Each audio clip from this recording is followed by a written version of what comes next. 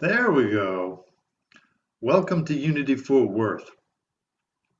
Today is Thursday, December 3rd, 2020, and this is Morning Pray In. Glad you've joined us this morning.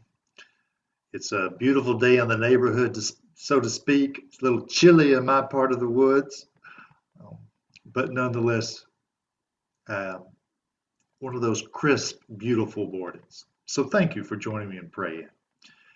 As is typical with our Pray In, we use our daily word.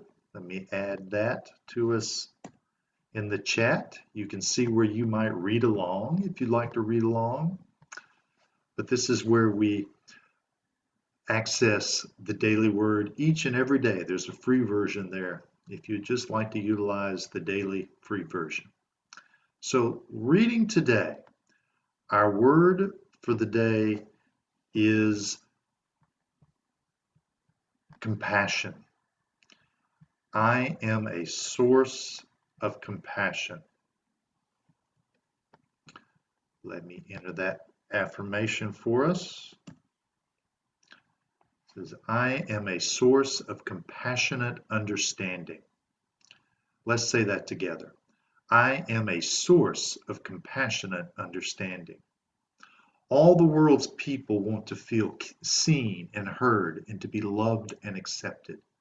We all have struggles, insecurities, and fears. If I take time to explore the things I find most difficult to love in others, I will likely discover they have come from something unhealed within myself. I may even reveal wounded parts of myself that, if met with understanding and love, can be healed. Today I choose to give the gift of compassion to others and myself. I extend a tender heart and a loving hand to everyone I meet, helping to create an understanding and compassionate environment for all. I am grateful for the healing that happens in this environment and bless all those who make it possible. Our affirmation today comes from Galatians 6:2. Bear one another's burdens, and in this way you will fulfill the law of Christ. Let me put that verse in here for us as well.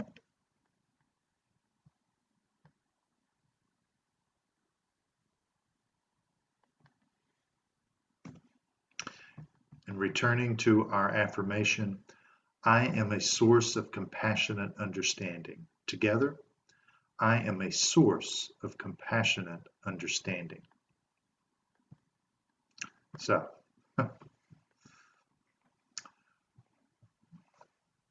some wonderful things within this daily word today, as well as some interesting, I'll use that word, things within this daily word.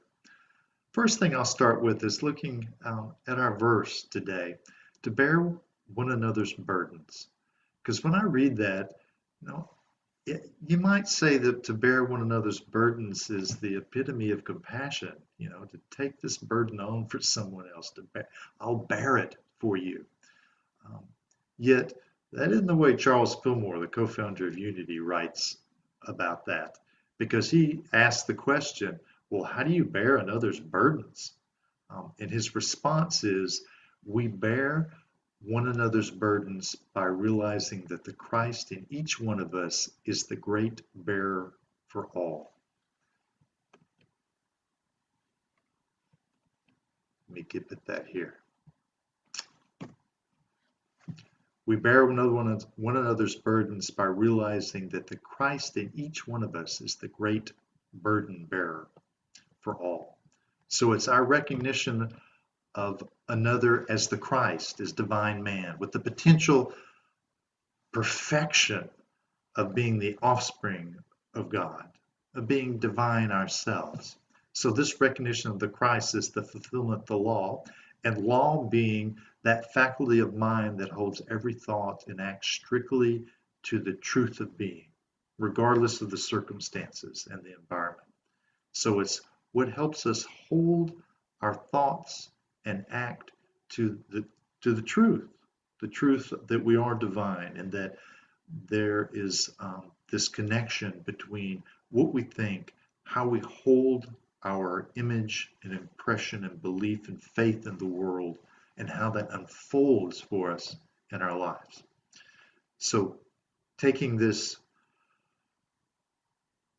idea about how we're holding another's burdens, I come back to today's affirmation, because today's word was compassion, but today's affirmation is, I am a source of compassionate understanding. So we've added understanding into the mix here. And understanding is defined by Charles as God is supreme knowing, knowing being the operative word here, and that man which comprehends is understanding. And understanding knows how to accomplish things. So keep that in mind. Understanding knows how to accomplish things. And that when we use spiritual discernment, it reveals to us that knowledge and intelligence are also aligned with understanding. So knowledge, intelligence, understanding go hand in hand. And that there are two ways for us to get understanding in the world.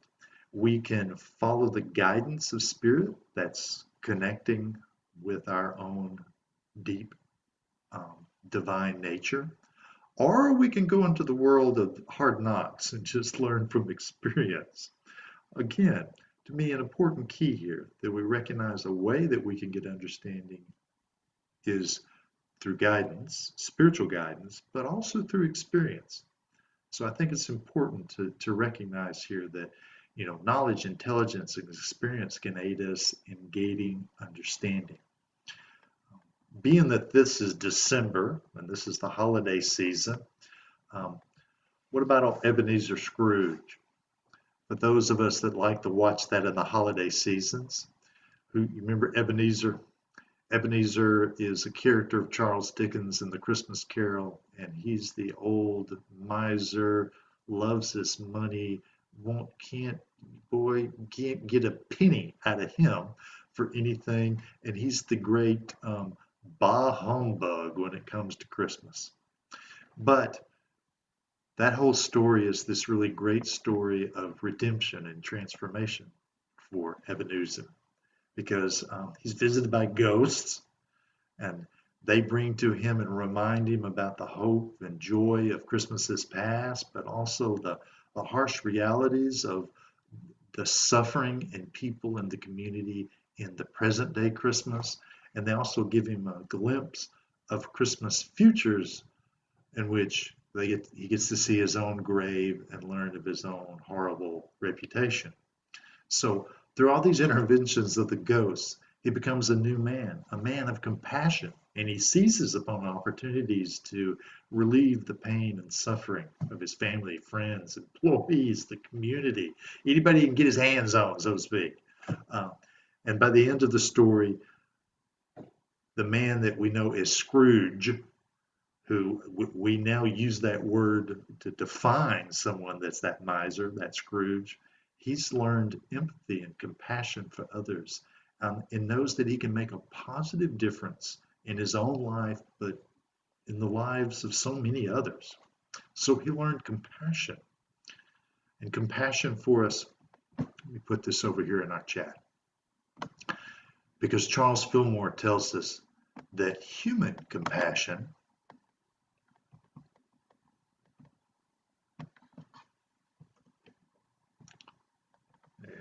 go.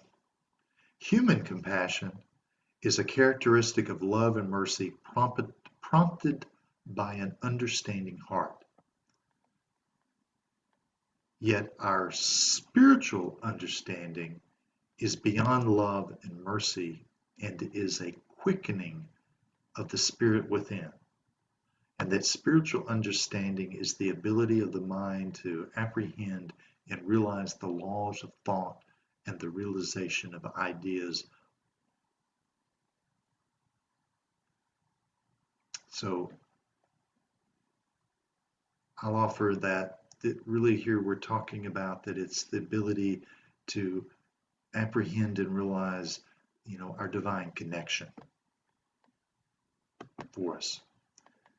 That we have a human compassion, which involves love and mercy, but we have a spiritual understanding that involves our recognition, the ability, if we're to use our mind, to apprehend, to take to us our divine connection, and to hold that. So our compassion is supported by understanding, along with knowledge and experience, so that we too can live a compassionate, understanding life, that we too can be like Ebenezer Scrooge, because understanding is something that we can develop for ourselves, and it's not something that can only be passed on to us by the graces of someone else.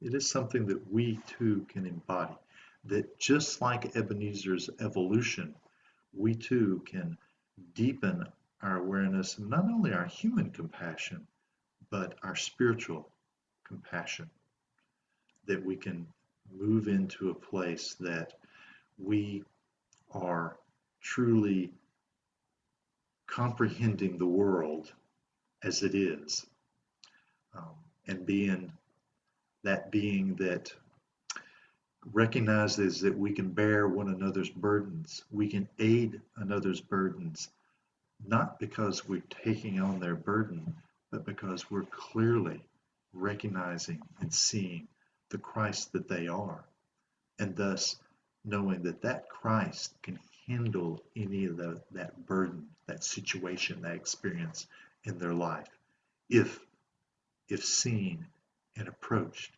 as that Christ. So with that, I'm going to invite that we take this wonderful idea of compassion into our prayer today.